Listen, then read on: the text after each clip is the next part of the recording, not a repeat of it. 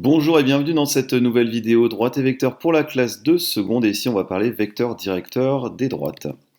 Alors graphiquement, comment est-ce que pour lire un vecteur directeur d'une droite, c'est assez facile. Donc on va se donner un graphique, une droite tracée. Eh bien, pour lire un vecteur directeur d'une droite, alors vous vous placez entre deux croisements entre votre droite et puis le quadrillage, tant qu'à faire pour être plus précis. Donc là, par exemple, je me suis mis ici. Donc je me décale de plus 2 en horizontal et je rejoins la droite avec un mouvement de plus 1 verticalement. Et bien ça me donne tout simplement un vecteur directeur de ma droite qui serait le vecteur directeur de 1. Toujours pareil, hein, les abscisses et les ordonnées dans cet ordre-là obligatoirement. Alors bien entendu, je pourrais prendre un autre croisement, c'est-à-dire que je pourrais prendre le croisement ici entre ce croisement-là et puis celui-là, et dans ce cas-là, j'aurai un déplacement horizontal de plus 4 et un déplacement vertical de plus 2, ce qui me donnerait un autre vecteur directeur qui serait ici 4, 2. Donc en fait, conclusion, il y a une infinité de vecteurs. En fait, ce qui se passe, c'est que du moment que ces vecteurs-là, ils sont collinéaires, et vous aurez d'autres vecteurs directeurs. Là, on pourrait prendre le vecteur directeur, par exemple, moins 2, moins 1, hein, qui sera un vecteur directeur qui nous ferait moins 2 en horizontal et moins 1 en vertical, et on aurait aussi encore un autre vecteur directeur. Maintenant, quand on donne les équations de droite, eh bien, on peut vous demander les vecteurs directeurs, ou en tout cas, peut en avoir besoin pour la suite de l'exercice. Donc, il y a deux types d'équations de droite. Vous avez l'équation réduite, comme vous l'avez vu au collège, donc une équation de la forme y égale mx plus p. M, je vous rappelle que c'est le coefficient directeur de la droite, et p plus p, c'est l'ordonnée à l'origine.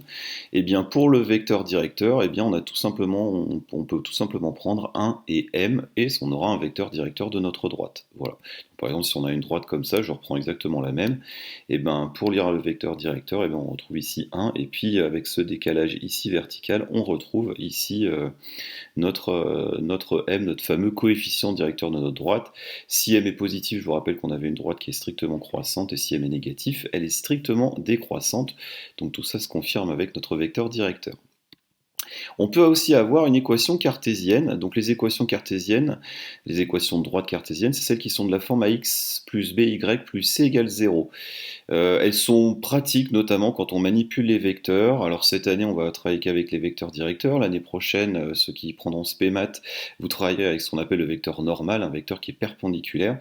Et c'est très pratique qu'elle soit sous cette forme-là pour plein de raisons, et aussi pour trouver son équation de droite. On verra ça un petit peu plus tard.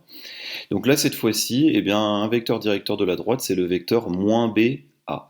Vous faites bien attention, là il faut bien prendre moins b, c'est-à-dire l'opposé du coefficient du y, et puis ensuite on prend le coefficient du x pour son ordonnée. Donc moins ba, ça sera un vecteur directeur de cette droite qui est donné sous forme d'équation cartésienne. On va voir ça avec un exemple tout de suite. Donc admettons, voilà, on nous demande une équation de droite, on nous la donne sous forme réduite, y égale moins 3x moins 5, on nous demande un vecteur directeur de cette droite. Là on savait que le vecteur directeur c'était le vecteur 1, m, donc on peut dire que u est moins 3, ici le coefficient directeur c'est moins 3, c'est un vecteur directeur de cette droite-là. Maintenant, si on nous donne une droite sous sa forme cartésienne, l'équation de droite sous forme cartésienne, eh bien 4x moins 3y plus 2 égale 0, eh bien on sait que la forme, ça va être moins ba. Donc un petit conseil au début, identifiez clairement combien vaut le a, combien vaut le b. Donc le a, c'est le coefficient du x, le b, c'est le coefficient du y. Donc ici, on a a qui vaut a 4 et b qui vaut moins 3.